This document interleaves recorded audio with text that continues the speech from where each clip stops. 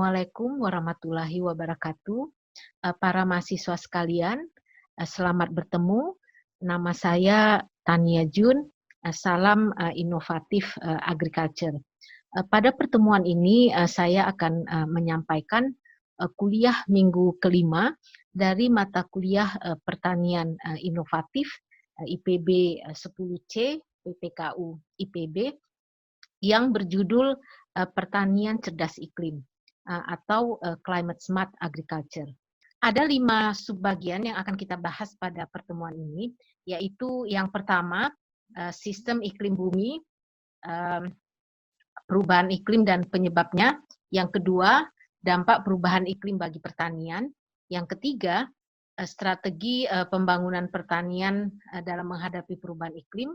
Yang keempat, climate smart agriculture atau pertanian cerdas iklim. Dan yang kelima, contoh-contoh aktivitas di dalam penerapan climate smart agriculture. Capaian pembelajaran yang ingin kita capai pada pertemuan minggu kelima ini adalah mahasiswa diharapkan mampu memahami permasalahan, tantangan, dampak dari variabilitas dan perubahan iklim terhadap pembangunan pertanian, serta mampu menjelaskan strategi solusinya melalui penerapan climate smart agriculture berupa sinergi antara peningkatan produktivitas dan income petani, adaptasi dan mitigasi terhadap perubahan iklim. Nah, iklim mempengaruhi seluruh komponen dari produksi pertanian, termasuk luas area tanam, intensitas pertanaman, dan produktivitas lahan. Ya, unsur-unsur iklim dan pembentuk iklim yang mempengaruhi produktivitas pertanian adalah radiasi matahari, suhu udara, curah hujan, tekanan udara, kecepatan dan arah angin, kelembapan udara, kelembapan tanah, ya, dan topografi. Iklim dan cuaca yang terbentuk pada suatu lokasi geografis di permukaan bumi merupakan hasil dari proses interaksi antara permukaan atau land surface dengan atmosfer di atasnya, dengan hidrosfer, yaitu suatu lapisan air yang menyelimuti bumi, kriosfer, permukaan bumi yang mengandung es, serta lapisan biosfer, yaitu suatu lapisan di mana makhluk hidup berada dan berinteraksi dengan lingkungannya. Nah, interaksi yang membentuk iklim ini terjadi diatur oleh mekanisme external forcing yang berasal dari matahari, ya, berasal juga dari lapisan atmosfer, dari angin dan pergerakan massa udara, serta lautan dan arus laut. Permasalahan utama yang kita hadapi saat ini adalah emisi antropogenik dari gas-gas rumah kaca itu mengalami posisi tertinggi dalam sejarah dan di atmosfer konsentrasinya terus meningkat. Aktivitas manusia berupa pembakaran bahan bakar fosil, industri manufaktur, maupun dari pengelolaan pertanian dan kehutanan menyebabkan pelepasan atau emisi gas-gas rumah kaca berupa gas karbon dioksida, CO2, dinitrogen oksida, N2O, metana, CH4, dan kelompok fluorohidrokarbon. Karbon dioksida merupakan gas rumah kaca utama, konsentrasinya sebenarnya sangat stabil pada posisi 280 ppm selama 800.000 tahun sebelum masa revolusi industri, dan meningkat pesat di abad ke-18 setelah revolusi industri, dan sekarang konsentrasinya telah mencapai lebih dari 400 ppm. Nah, karena gas-gas rumah kaca ini bersifat menyerap radiasi gelombang panjang dari permukaan bumi, maka akibatnya suhu sistem bumi atmosfer terus mengalami peningkatan, ya, yang kita kenal dengan istilah global warming atau pemanasan global. dan akibatnya perubahan iklim terjadi dan terus meningkat intensitasnya. Diperkirakan pemanasan bumi akan mencapai 1,5 derajat Celcius pada periode 2035 sampai 2052 jika emisi gas rumah kaca meningkat dengan laju yang sama seperti saat ini, yaitu sekitar 2 sampai 3 ppm per tahun. Untuk periode 2006 sampai 2015 saja peningkatan suhu telah terjadi sekitar 0,75 sampai 0,99 derajat Celcius. Nah, ini merupakan nilai rata-rata global dan besarnya peningkatan suhu ini tidak sama antar tempat. Misalnya terjadi peningkatan suhu yang lebih besar di darat daripada di laut karena pengaruh perbedaan kapasitas panas antara muka air dan daratan. Demikian juga terdapat perbedaan antara permukaan bervegetasi dan permukaan terbuka, juga pada lapisan es, padang pasir, itu semua mempunyai perbedaan yang cukup besar. Nah, pada dua slide berikut ini dapat dilihat kenaikan suhu rataan tahunan yang terjadi di wilayah Asia Tenggara pada abad ke-20. Kita lihat di sini telah terjadi peningkatan suhu sebesar 1 derajat Celcius. Bagaimana dengan di Indonesia? Badan Meteorologi dan Klimatologi Geofisika BMKG Indonesia telah melakukan proyeksi kenaikan suhu Indonesia dan diperkirakan Indonesia akan mengalami kenaikan suhu rataan sampai 1,2 derajat Celcius pada 20 tahun ke depan. Nah, terjadinya perubahan iklim yang ditandai dengan meningkatnya suhu sistem bumi kita juga diikuti oleh perubahan pola curah hujan dan distribusinya, kejadian iklim ekstrim yang semakin sering, ya, kenaikan muka air laut dan penurunan pH. Perubahan iklim ini memberikan dampak yang cukup besar bagi seluruh sektor pertanian. Dia memberikan tantangan besar terhadap kestabilan dan usaha peningkatan produktivitas pertanian karena terjadi perubahan kondisi lingkungan optimum untuk pertumbuhan dan perkembangan tanaman dan hewan. Dampaknya tidak hanya pada tanaman pangan dan hortikultura, juga terhadap perkebunan, peternakan, perikanan, dan ekosistem alamiah seperti hutan alam. Mengapa begitu? Karena perubahan iklim akan merubah ketersediaan air. Pertama, ya akan merubah ketersediaan air. Kejadian kekurangan air atau water scarcity diduga akan semakin sering terjadi. Perubahan iklim juga akan merubah awal waktu tanam karena pola dan distribusi curah hujan berubah, dan merubah panjang masa tanam karena beberapa penelitian menunjukkan bahwa musim hujan akan semakin pendek dengan curah hujan yang tinggi diikuti oleh musim kering yang semakin panjang. Ya.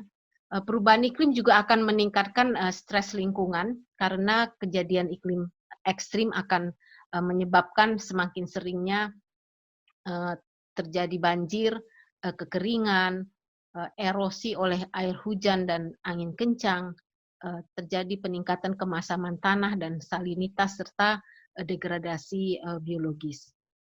Perubahan iklim juga akan merubah distribusi habitat dan spesies karena terjadi perubahan suhu udara, ketersediaan air. Ini akan mempengaruhi ekosistem alamiah dan hewan liar, dan tentunya perubahan iklim ini akan meningkatkan degradasi servis lingkungan atau ekosistem services yang dapat disediakan oleh setiap ekosistem. Nah, perubahan kondisi lingkungan ini tentu sangat mempengaruhi aktivitas petani kita di lapang. Ya. Pengambilan keputusan dalam sistem usaha tani seperti menentukan pola tanam, menentukan komoditas yang ditanam, menentukan waktu tanam, waktu pemupukan, waktu pengairan, jumlah air yang diberikan, penentuan waktu yang tepat untuk aplikasi pestisida, penentuan waktu panen, semuanya sangat ditentukan oleh iklim setempat. Beberapa hasil penelitian menunjukkan bahwa perubahan iklim secara signifikan menurunkan produktivitas pertanian tanaman pangan utama seperti padi, gandum, jagung, dan kedelai. Tidak hanya tanaman pangan yang dipengaruhi oleh perubahan iklim, potensi penangkapan ikan dan invertebrata di wilayah laut ekuator juga akan mengalami perubahan. Karena perubahan iklim akan menyebabkan suhu permukaan laut meningkat dan pH menurun, sehingga potensial penangkapan ikan di beberapa wilayah akan menurun karena terjadi penurunan stok perikanan. Nah, di masa depan pembangunan pertanian haruslah memenuhi dua tujuan, yaitu yang pertama mencapai tujuan ketahanan pangan, yang mencakup 4 dimensi dari ketahanan pangan, yaitu ketersediaan, akses, pemanfaatan atau utilisasi, dan stabilitas. Ya. Tujuan ini mempunyai tantangan yang cukup besar.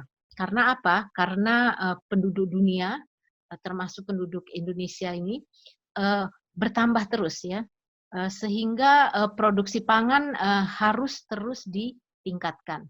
Sementara kita mengetahui bahwa lahan pertanian itu terbatas dan ke depan akan semakin menyusut. Lalu dampak perubahan iklim ke depan juga akan semakin besar, sehingga sektor pertanian harus atau perlu melakukan langkah-langkah adaptasi untuk bisa mencapai tujuan pertama ini dengan baik. Tujuan yang kedua, pembangunan pertanian haruslah menghindari dampak yang irreversibel dan berbahaya dari perubahan iklim. Bagaimana caranya? Yaitu membatasi pemanasan global dengan menahan peningkatan suhu bumi lebih kecil dari 1,5 derajat Celcius.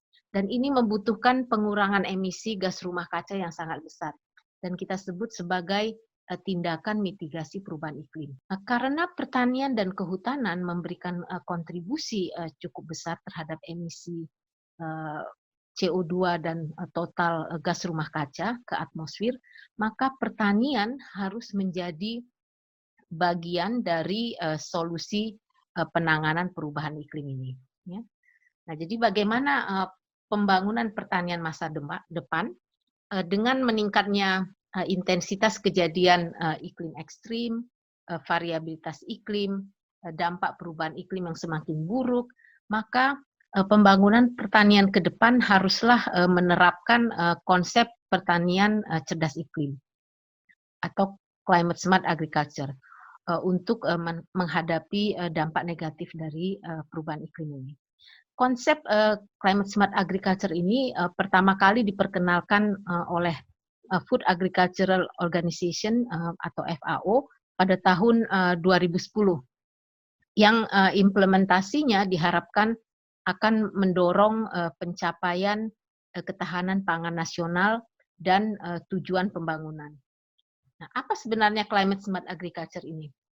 Climate smart agriculture ini adalah aktivitas sistem usaha tani yang membangun sinergi antara peningkatan produktivitas lahan dan income petani dengan tujuan adaptasi dan mitigasi perubahan iklim. Nah, terdapat 3 pilar dari climate smart agriculture, yaitu yang pertama meningkatkan intensifikasi sistem produksi secara berkelanjutan untuk produktivitas dan pendapatan. Yang kedua, meningkatkan resiliensi ekosistem dan tatanan kehidupan baik di skala pedesaan, ya, di skala kabupaten, wilayah secara keseluruhan, atau negara ya, terhadap dampak perubahan iklim. Dan ini dikenal dengan adaptasi. Ketiga, mengurangi emisi dan meningkatkan penyerapan gas rumah kaca. Ini dikenal dengan mitigasi.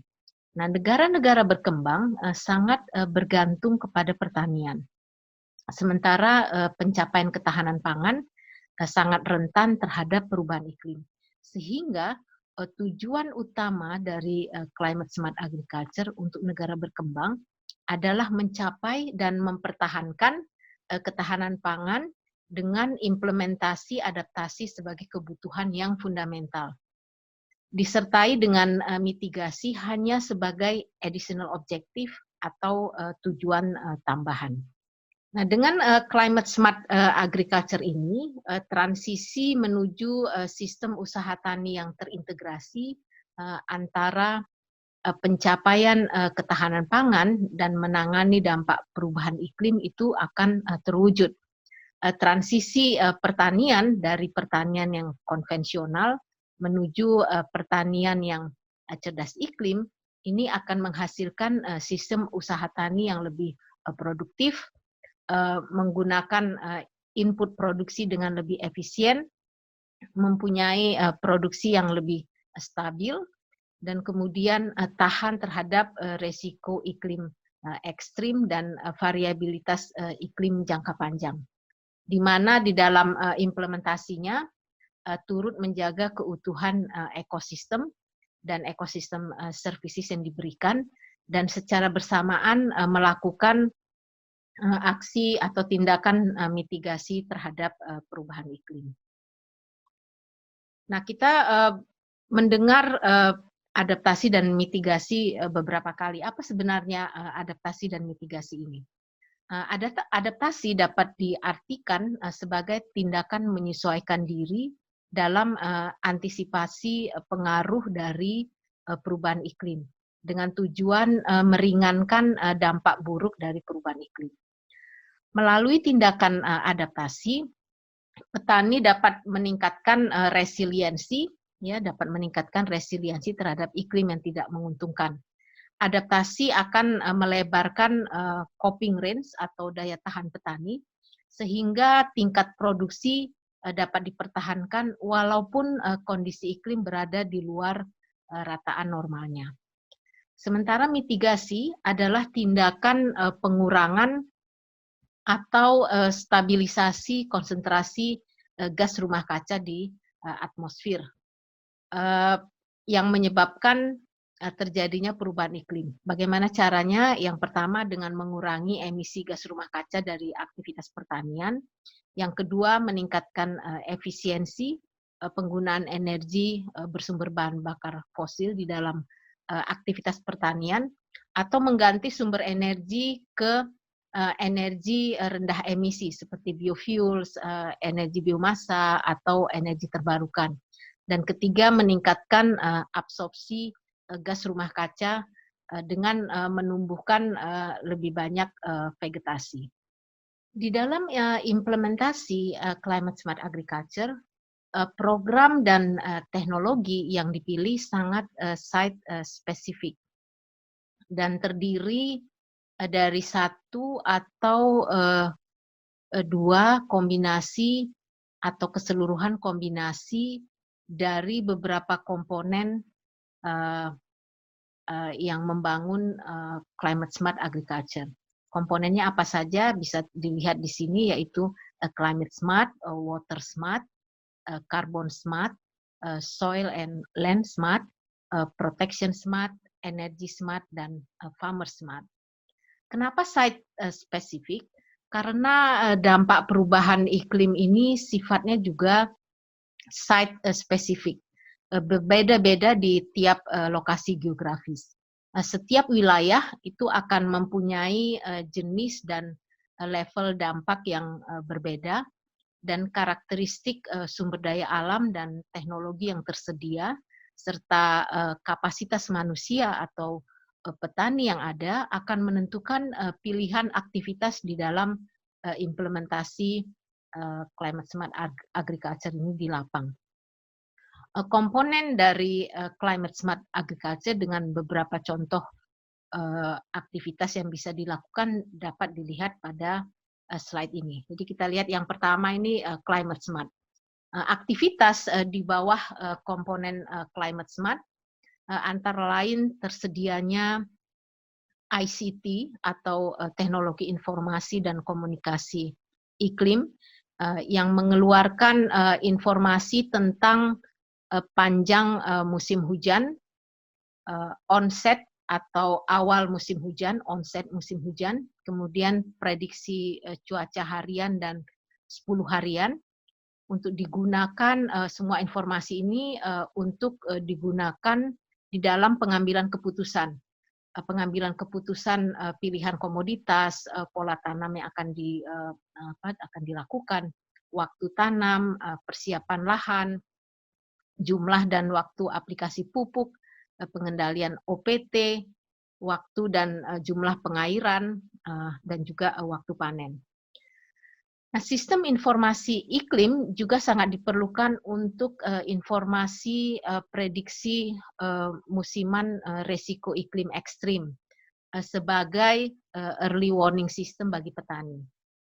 Dan prediksi iklim yang baik ini akan dimanfaatkan untuk proteksi petani melalui tersedianya asuransi pertanian berbasis indeks iklim. Nah, komponen yang lain seperti water smart misalnya, di sini aktivitas yang dapat kita jadikan contoh misalnya teknologi penangkapan dan penyimpanan air hujan di wilayah yang rentan kekeringan. Ya, kemudian teknologi hemat air atau di wilayah DAS penerapan Pay for Ecosystem Services, ya. Kemudian untuk carbon smart, misalnya pengembangan sistem agroforestry untuk menangkap gas CO2 lebih banyak, melakukan konservasi tanah, yaitu pengolahan tanah minimum atau sama sekali tanpa pengolahan tanah, no tillage farming, mengembalikan biomasa ke dalam tanah, menggunakan pupuk organik, yang semua kegiatan ini tentunya akan mengurangi emisi gas rumah kaca ke atmosfer. Untuk soil and land smart, contoh kegiatan yang dapat kita ambil misalnya presisi pemupukan, ya, pemupukan yang presisi, precision fertilizers. Lalu pemanfaatan tanaman legume untuk menangkap nitrogen misalnya, ya. Kemudian penggunaan cover crop pada perkebunan, lalu konservasi tanaman hutan pada wilayah yang rentan longsor. Jadi ini kegiatan-kegiatan di soil and land smart ini tujuannya mengurangi emisi gas rumah kaca dan secara bersamaan juga melakukan adaptasi terhadap perubahan iklim.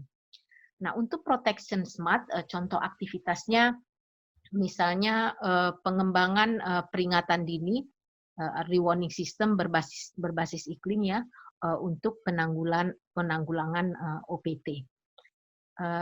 Di komponen energi smart, pemanfaatan aktivitasnya contohnya pemanfaatan energi alternatif, ya, dengan menggunakan biofuels, energi biomasa, hydropower, juga menggunakan mesin pertanian yang hemat energi, pengelolaan tanah yang minimum dengan melakukan pengelolaan tanah yang minimum, bukan hanya mengurangi emisi dari respirasi tanah, tetapi juga mengurangi penggunaan bahan bakar dari peralatan yang digunakan untuk mengolah tanah. Lalu pengelolaan sampah pertanian menjadi sumber energi misalnya, itu juga merupakan kegiatan yang dapat menurunkan emisi gas rumah kaca. Di mana hampir keseluruhan di komponen energi smart ini aktivitasnya itu merupakan aksi mitigasi terhadap perubahan iklim, yaitu mereduksi emisi gas rumah kaca. Kemudian komponen yang terakhir, ini komponen yang saya anggap sangat penting, yaitu farmer smart. Mengapa ini penting? Karena farmers atau petani itu adalah aktor utama di dalam pengelolaan sistem usaha tani. Dia merupakan orang yang bertanggung jawab terhadap pengambilan keputusan dan keberhasilan atau kegagalan sistem usaha taninya.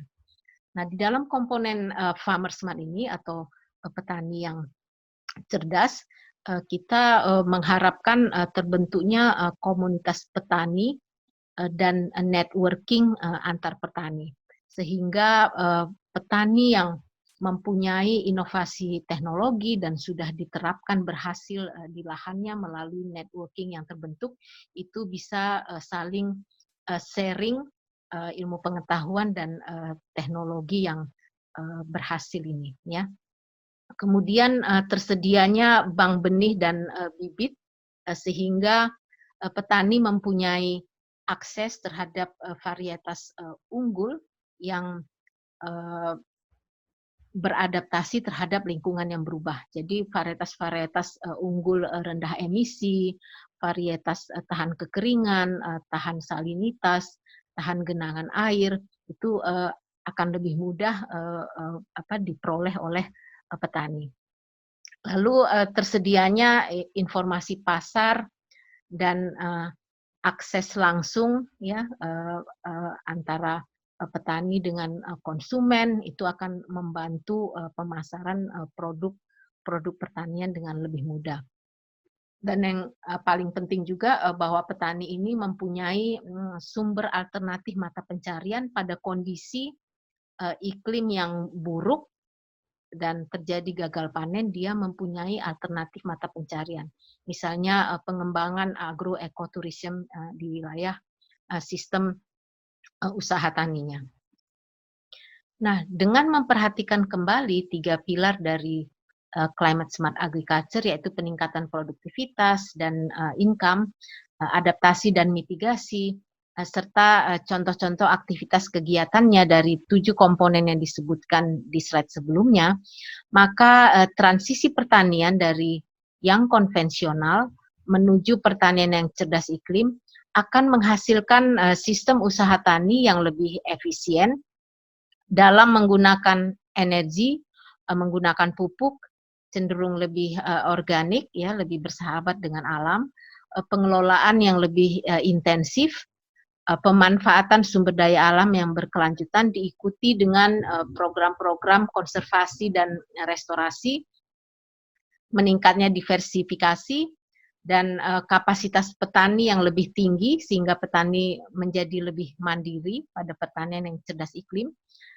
dalam mengelola lahannya, dan produksi serta income yang lebih stabil. Sinergi antara ketiga pilar ini akan ditunjukkan dengan terbangunnya sistem usaha tani yang lebih efisien, lebih presisi dalam penggunaan sumber daya atau more resource efficient system, dan lebih resilient atau more resilient system.